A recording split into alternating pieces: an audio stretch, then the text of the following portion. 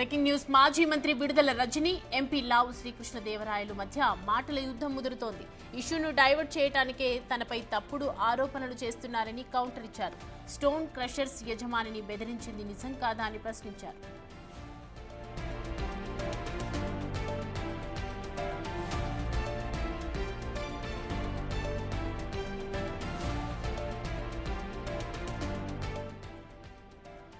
మాజీ మంత్రి విడుదల రజని, ఎంపీ లావు శ్రీకృష్ణదేవరాయలు మధ్య మాటల యుద్ధం ఇంకా కొనసాగుతూనే ఉంది. ప్రస్తుతం ఇష్యూను డైవర్ట్ చేయడానికే తనపై తప్పుడు ఆరోపణలు చేస్తూ ఉన్నారని కౌంటర్ ఇచ్చారు.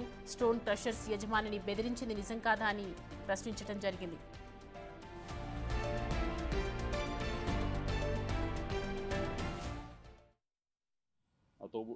నాతో పాటు తోడబుట్టిన వాళ్ళు ఉన్నారు, మహిళలు ఉన్నారు. మా ఇంట్లో మహిళలకి ఒక న్యాయం, బయట మహిళలకు ఒక న్యాయం అని భావించే వ్యక్తిని నేనైతే కాదు. అది తమరు గుర్తు పెట్టుకోవాలని చెప్పి తెలియజేస్తూ ఉన్నాను.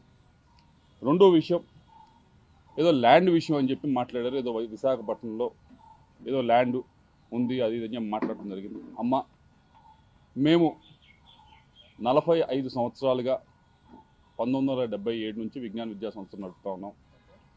ఈ 45 సంవత్సరాల పైగా ఉన్న ప్రయాణంలో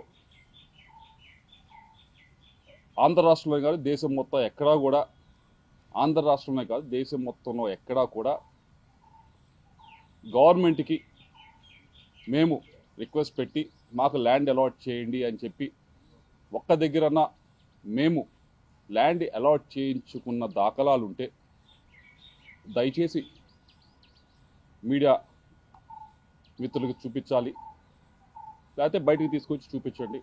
తప్పకుండా 45 సంవత్సరాలు ఎప్పుడూ కూడా మేము ఎక్కడ ఏ గవర్నమెంట్ దగ్గర నుంచి కూడా ల్యాండ్ మేము విద్యా సంస్థలు పెడతాము, మాకు ల్యాండ్ ఇవ్వండి అని చెప్పి మేము ఎప్పుడూ కూడా అడిగింది లేదు, తీసుకుంది లేదు. వచ్చి 9 నెలలు అవుతుంది. అమరావతిలో చాలామంది ఇంకా మాకంటే కూడా అక్రెడిటేషన్ తక్కువ ఉన్న వాళ్ళు కూడా స్కూల్స్ కానీ యూనివర్సిటీస్ కానీ పెట్టుకుంటామని చెప్పి ల్యాండ్ కోసం అప్లై చేస్తున్నారు. నేను ఇప్పటిదాకా మీరు చూసుకోండి, ఎక్కడికన్నా ఏ ఆఫీస్ దగ్గరికి వెళ్ళాలని చూసుకోండి, ఇప్పటిదాకా నేను ఒక అప్లికేషన్ అమరావతిలో నాకు ల్యాండ్ ఉందని చెప్పి పెట్టింది కూడా లేదు. విశాఖపట్నం ల్యాండ్కి సంబంధించి అది 2009లో మేము అప్పుడు కాంగ్రెస్ గవర్నమెంట్ ఉన్నప్పుడు, మీకు ఎవరో తప్పు ఇన్ఫర్మేషన్ ఇస్తున్నారు, 2019 అని కాదు, 2009లో కాంగ్రెస్ గవర్నమెంట్ ఉన్నప్పుడు ఆక్షన్ వేస్తే అలాట్మెంట్ కాదు, అలాట్మెంట్కి ఆక్షన్కి కొంచెం తేడా తెలుసుకోండి. ఆక్షన్ వేస్తే ఫెయిర్ ఆక్షన్లో మిగతా వాళ్ళతో పాటు మేము ఆక్షన్లో పాల్గొని హయ్యెస్ట్ రేట్, అప్పటికి ఇప్పటికీ ఎడ్యుకేషన్ ఇన్స్టిట్యూషన్ హయ్యెస్ట్ రేట్ పెట్టి తీసుకున్నది మేము. కాబట్టి ఒకసారి ఎవరో మీకు బ్రీఫ్ చేస్తూ ఉన్నారు, వారిని డేటానా సరిగ్గా ఇవ్వమని చెప్పి కోరుతా ఉన్నాం. ఇవన్నీ కూడా, ఈ రెండు విషయాలు కూడా ఎందుకు మాట్లాడారో, ఎవరు మాట్లాడిచ్చారో నాకు తెలుసు. వారి గురించి కూడా చివరిలో నేను మాట్లాడతాను. అయితే ఈ రెండు విషయాలు కూడా, ఒకటి క్యారెక్టర్ అసోసియేషన్ చేసేది ప్రయత్నం మీది, ఏదో డేటా గురించి, ఫోన్ డేటా గురించి ఏదో మాట్లాడి, రెండవది ఈ ల్యాండ్ ఇష్యూ చేసి మన టాపిక్ ఎలాగోలా డైవర్ట్ చేద్దామనే ప్రయత్నం మీరు చేస్తూ ఉన్నారు. కానీ అసలు విషయం గురించి మాట్లాడుకుందాం. మూడో విషయం, 3 ముక్కలు అన్నా కదా, మూడో ముక్క ఇది. మూడో విషయం ఏదైతే ఈ క్రషర్స్ విషయం, ఏ క్రషర్స్ దగ్గర డబ్బులు తీసుకున్నారు అనే దాని మీద మీరు చెప్పారట, నేనేదో కేసు పెట్టించాను, రెడ్ బుక్లో ఉంది, దాన్ని తీసుకొని ఈ కేసులు చేస్తూ ఉన్నారు, ఈ 9 నెలల నుంచే పెట్టారు. అమ్మా, మీరు మరి చూసారో లేదో, నేను మీడియా మిత్రులు కూడా ఇస్తాను, దాని తర్వాత ట్విట్టర్లో కూడా షేర్ చేస్తాను, అందరూ కూడా చదువుకోవచ్చు. ఇది స్టేట్మెంట్ ఎవరిచ్చారంటే పి జాషువా, ఐపీఎస్ ఆఫీసర్. ఈయనకి సర్వీసు 2040 దాకా ఉంది సర్వీసు.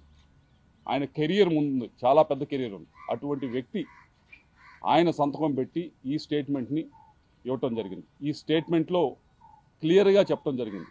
ఏమి అంటే, ఈ లక్ష్మీ బాలాజీ స్టోన్ క్రషర్స్, దీనికి ఈ యాజమానికి నాకు ఎటువంటి బంధుత్వం లేదు, ఎటువంటి బిజినెస్ పరంగా ఏమీ లేదు, నాకు ఎటువంటి ఇది లేదు. ఈ బాలాజీ స్టోన్ క్రషర్స్ అనే ఆయన మీదకి ఏం చేశారనేది క్లియర్గా చెప్పుంది. 2021లో ఆగస్టు 24వ తారీఖున ఆగస్టు 2021లో మీ వైపు నుంచి మీరు ఒక కంప్లైంట్ని వీళ్ళ పైన మీరు మూవ్ చేయడం జరిగింది. ఏమని మూవ్ చేశారు? మీ స్వహస్తాలతో మీరే మూవ్ చేశారు. నేను మూవ్ చేసింది కాదు. ఇదేదో 2024 అధికారంలోకి వచ్చిన తర్వాత చేసింది కాదు. ఇది మీరు కంప్లైంట్ పెట్టడం జరిగింది.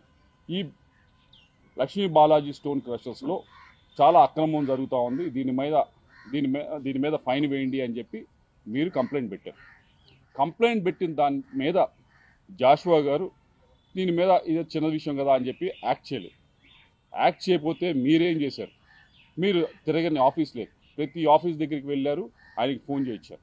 మీరు బాలినేని శ్రీనివాసరెడ్డి గారి దగ్గరికి వెళ్ళలేదు మీరు ఈ విషయం పైన? ఇదిగో మేము ఇంత ఫైన్ అయిపోతా ఉన్నాం అని చెప్పి వారిని మీరు బలవంతంగా తీసుకుని వచ్చి ఇదిగో ఫైన్ అన్నా కట్టు, లేకపోతే నాకన్నా కప్పం కట్టు అని చెప్పి మీరు డబ్బులు తీసుకున్నారా లేదా? ఇవన్నీ నేను చెప్తున్నది కాదు. ఇది 2040 దాకా సర్వీసు ఉన్న ఒక ఐపీఎస్ ఆఫీసరు చెప్తా ఉన్నది. జాషువా గారు అప్పుడు ఎవరైతే విజిలెన్స్ ఉన్నారో ఎస్పీగా ఆయన చెప్తా ఉంది, ఆయన స్వహస్తాలతో ఇచ్చిన స్టేట్మెంట్, ఆయన సంతకం పెట్టిన స్టేట్మెంట్.